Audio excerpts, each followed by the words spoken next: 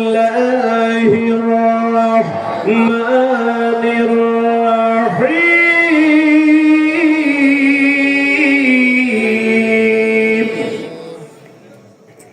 وقضى ربك ألا تعبدوا إلا إياه وبالوالدين إحسانا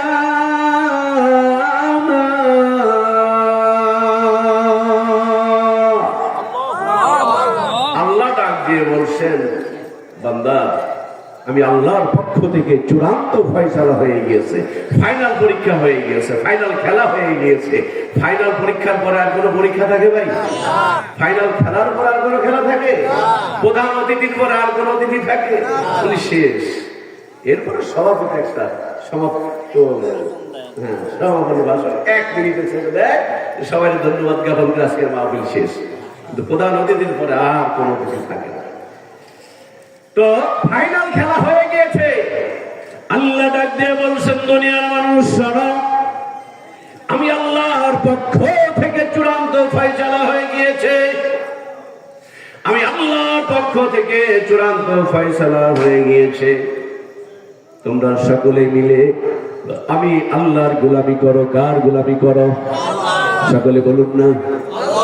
আল্লাহ নিজেই বলছেন আমি আল্লাহর গোলামি করো। শুধু এখানেই শেষ নয়, আল্লাহ বলছেন আমার গোলামি এখানেই শেষ নয়। আমার গোলামি করার পরে চমৎকার একটা হুকুম বান্দা বান্দি আমি তোমাদেরকে দিলাম। সেটা হলো, তোমরা যারা সন্তান আছো আব্বা মায়ের খেদমতে নিমজ্জিত হয়ে যাও। কারণটা হলো, আজ থেকে 1500 বছর আগে রহমাতাল লিল আলামিন, সব নবীর নবী যিনি, সব নেতার নেতা যিনি, সাইয়্যিদুল মুরসালিন রহমাতাল লিল আলামিন, আমার আপনার দো জাহানের কান্দারি সাইয়্যিদুল মুরসালিন রিসালাতের জবান দিয়ে বলেছেন, এ পৃথিবীর মানুষ শোনো, এ সন্তানেরা শোনো, তোমরা যত নামাজ কালাম জিকির আজকার করো না কেন, জান্নাত যদি পাইতে চাও, তোমার ঘরে বৃদ্ধা একজন মানুষ আছে, মাথাটা ঝুলে গিয়েছে, বয়সের তাড়নায় মাথাটা বাঁকা হয়ে গিয়েছে, ভালো করে চোখে দেখতে পারে না, তোমার মা ভালো করে চেহারাটা তোমার বুঝতে পারে না। জান্নাত যদি পেতে চাও উম্মতে, ওই মায়ের পায়ের নিচে খুঁজলেই জান্নাত পাওয়া যাবে। ও গো মা, তুমি এই ধরনের শ্রেষ্ঠ নিয়ামত, তোমারই পদতলে রয়েছে জান্নাত। আল্লাহু আকবার। এই বরিশালের ভাইরা শোনো, অন্যান্য আলেম ওলামা যারা আছেন তারা আরবি কোরআন হাদিসের আলোকে আলাপ আলোচনা করবেন। আমি খাস বাংলা ভাষায় কয়েকটা কথা বলে যাই, সময় পাবো না, আর কোনোদিন দেখা হবে কিনা তাও জানি না। যদি ইহকালে দেখা না হয়, মালিকের কাছে আবেদন করি, মালিক এই মানুষগুলোকে হাসরের ময়দানে পরিচয় করাইয়া দিও।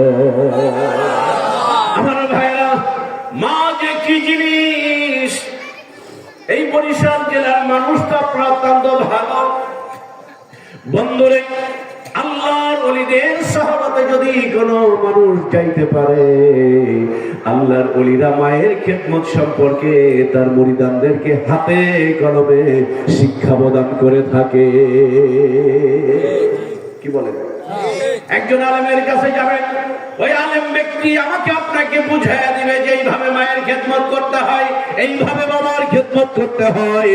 আল্লাহর খাস ওলি যারা, তাদের কাছে গেলেও আমার শোনা ভাইরা রে, এই আমলগুলো আল্লাহর ওলিদের সহবতে গেলে শিক্ষা অর্জন করা যায়।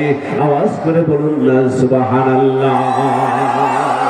আমার ভাইরা, ও শোনা বন্ধুরে, মা যার বেঁচে আছে, মায়ের কাছ থেকে বেশি বেশি যদি দোয়া নিতে পারো, আমার আল্লাহর ওয়াদা হলো, মা খুশি হইয়া গেলে আল্লাহর আরশ তোমার উপর খুশি হইয়া যাবে।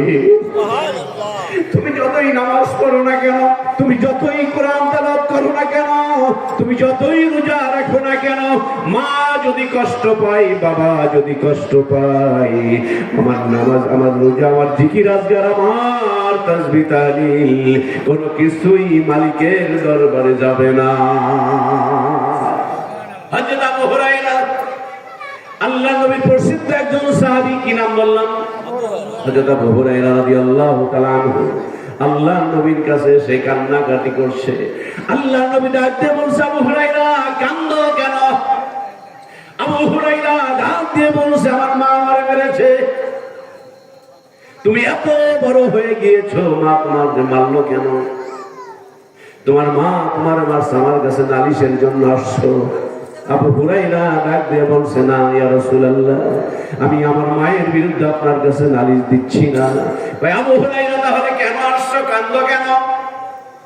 হযরত আবু হুরায়রা ডাক দিয়ে বলছেন, ইয়া রাসূলুল্লাহ, নবী গো, ইসলাম ধর্ম গ্রহণ করার অপরাধে, আপনার কদম মোবারকে আমার জীবনটা উৎসর্গ করে দেওয়ার অপরাধে আমার মা আমারে মেরেছে, গলা ধাক্কা দিয়ে বের করে দিয়েছে, ঘরটা আটকিয়ে দিয়েছে, আমাকে তাড়িয়ে দিয়েছে। ইয়া রাসূলুল্লাহ, আমি একমাত্র কারণ, এই কারণে আপনার কাছে এসেছি। ইয়া রাসূলুল্লাহ, আমি জানি আপনি যদি আল্লাহর কাছে দোয়া করেন, আমার আল্লাহ সেটা কখনো খালি হাতে ফিরাইয়া দিবে না। ইয়া রাসূলুল্লাহ, আপনি দয়া করে আমার মায়ের জন্য দোয়া করেন, আল্লাহ রাব্বুল আলামিন যেন আপনার দোয়াকে ওসিলা করে আমার মাকে আমার আল্লাহ হেদায়েত নসিব করে দেন। আল্লাহর নবী বলছে, যাও যাও আবু হুরায়রা বাড়ির দিকে যাও। হযরত আবু হুরায়রা রাদিয়াল্লাহু তাআলা আনহু পাগলের মতো দৌড়াইতেছে। সাহাবারা টেনে ধরে, আবু হুরায়রা কি হয়েছে? একজন ভালো মানুষ ছিল, ভদ্র সভ্য মানুষ, দৌড়াইতেছে বাজারের ভিতরে। যদি সভাপতি সব দৌড়ায়, প্রধান অতিথি দৌড়ায়, আলেম যদি দৌড়ায়, সবাই জিজ্ঞাসা করবে না কি ব্যাপার, হুজুরে দৌড়ায় কেন? সবাই টেনে ধরছে, আবু হুরায়রা দৌড়াও কেন? হযরত আবু হুরায়রা ডাক দিয়ে বলছে, আমাকে টেনে ধরো না, আমাকে ছেড়ে দাও, আমাকে ছেড়ে দাও। আমি এই কারণে দৌড়াইতেছি, আমি আমার বাড়িতে আমি দৌড়াইতেছি এই কারণে আমি দেখব আমি বাড়িতে আগে যাই না আমার নবীর দোয়া আমার বাড়িতে আগে পৌঁছায়। হযরত আবু হুরায়রা, মনে আছে আপনাদের?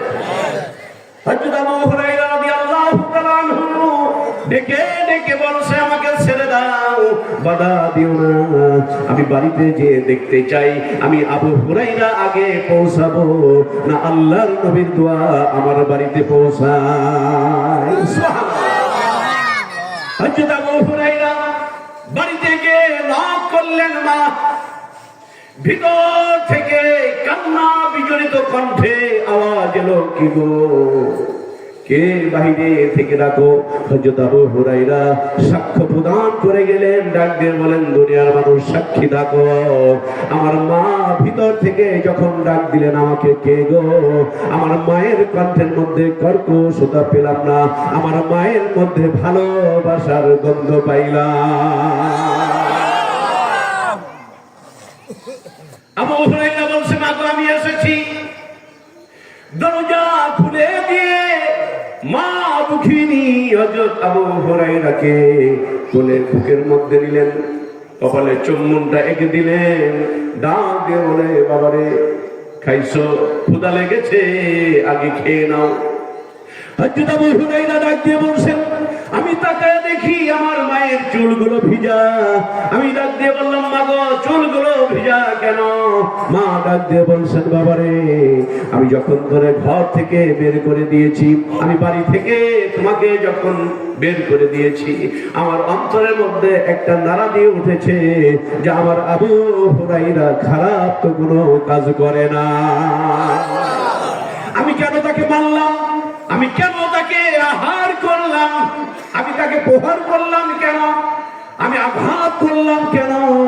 এই চিন্তা ভাবনা যখন আমার ভিতরে আমার টেন্ডেন্সি জাগ্রত হয়ে গেল, আমি চিন্তা করলাম আমার তো ভুল হয়েছে, কোন ফাঁকে যেন আমার চোখ বেয়ে পানির ঝর্ণাগুলো বের হয়ে পড়ে। এই আবু হুরায়রা, আমি আর দেরি করব না, আমারে নিয়ে চল বিশ্ব নবীর দরবারে।